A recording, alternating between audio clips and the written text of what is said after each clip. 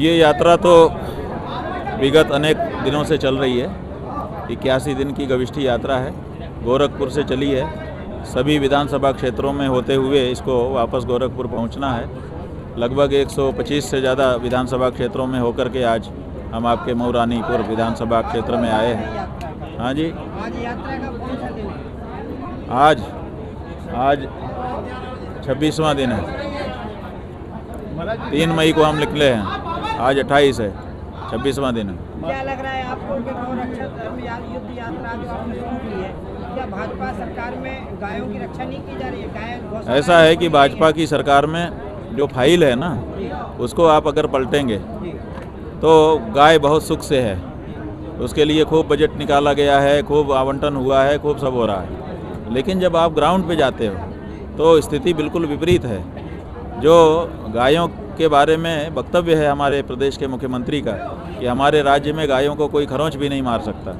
सच बात यह है कि हर जिले में हर रोज़ गाय कट रही है और गौ हत्यारे अगर पकड़ भी लिए जाते हैं तो 2 घंटे में थाने से छूट जा रहे हैं। ये सच्चाई है। और साथ ही साथ वो कह रहे हैं कि 12 लाख गायों के लिए हमने गौ आश्रय स्थल बना दिए हैं, 2000 करोड़ का बजट हमने निकाल दिया है। लेकिन आप गौ आश्रय स्थलों में अगर चले जाएं तो आप पाएंगे कि वहाँ भूसा, पानी, दवा कुछ भी नहीं है।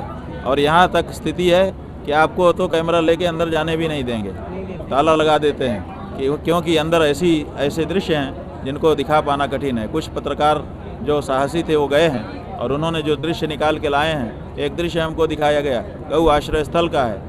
उस दृश्य में गाय जो है वो जी रही है और कुत्ते उसका मांस नोच करके खा रहे हैं। एक दूसरा दृश्य दिखाया कि गाय जो है वो कान हिला रही है और उसके कान के पास ही कौआ बैठा है और उसकी आंखें खोद खोद करके खा रहा है। आप समझिए ये कैसे दृश्य हैं? क्या ये गौ आश्रय स्थल के दृश्य हो सकते हैं? तो कागज़ों में बहुत अच्छा दृश्य दिखा रहे हैं, वक्तव्य में बहुत अच्छा बोल रहे हैं, लेकिन ज़मीन के ऊपर गौ माता के लिए बहुत निराशा का वातावरण है और इसीलिए हम लोगों को निकलना पड़ा है। समाजवादी पार्टी के अखिलेश यादव ने ट्वीट किया है कि बरेली में शिक्षकों को आदेश दिए गए हैं कि शिक्षक भूसे की व्यवस्था करेंगे। अब जो भी आदेश दिया गया होगा ये तो हमारी जानकारी में नहीं है, आप लोगों से ही हमको पता चल रहा है। लेकिन अब शिक्षक तो सब कुछ करता है, सरकार जो कह देती है शिक्षक को करना पड़ता है। पढ़ाने के सिवाय पढ़ाना जो काम जिसके लिए वो भर्ती हुआ था वो तो कर नहीं पाता पूरे साल। उससे तो कुछ ना कुछ काम सरकार कराती ही रहती है। तो अब भूसा इकट्ठा करेंगे, बताइए। लेकिन गायों की क्या दशा है? अब इतना सब हम लोग यात्रा कर रहे हैं, आप लोग इतना वातावरण बना रहे हैं, तब वो शिक्षकों को आदेश कर रहे हैं कि भूसा ले आओ, अन्यथा भूसा कहाँ से आता है? ये परिस्थिति। राष्ट्रमाता घोषित करने। हाँ, ये प्रश्न है। हम लोगों ने भाई कई बार पूछा कि भाई आपको क्या झिझक है? जब मुसलमान तक कह रहा है कि गाय को राष्ट्रमाता घोषित कर लीजिए, अब क्या बचा? उसी की आड़ आप लोग लेते थे कि मुसलमान के कारण हम नहीं कर पा रहे हैं। अब तो वो भी खुल करके कह रहा है। तो वो तो कुछ बोलते नहीं है, कारण बताते नहीं है। लेकिन जो जानकार लोग हैं, विशेषज्ञ, वो कहते हैं कि ये बूचड़ खानों से लंबा चंदा लेते हैं, अब वो चंदा इनका मारा जाएगा, इसीलिए नहीं बोल पा रहे। ये सब उन्होंने किया, लेकिन उनके मंत्री तो काफिला बड़ा बड़ा लेकर निकल ही रहे हैं। आप लोगों ने सब दिखाई दिया, सब बातें बेनकाब हो चुकी हैं। स्वयं प्रधानमंत्री ने कहा कि विदेश मत जाइए और खुद ही घूमने लग गए। उनको भी नहीं जाना चाहिए था कुछ दिन कि भाई चलो हमने कहा है तो हम भी रुक जाएं, वो भी नहीं रुक पाए।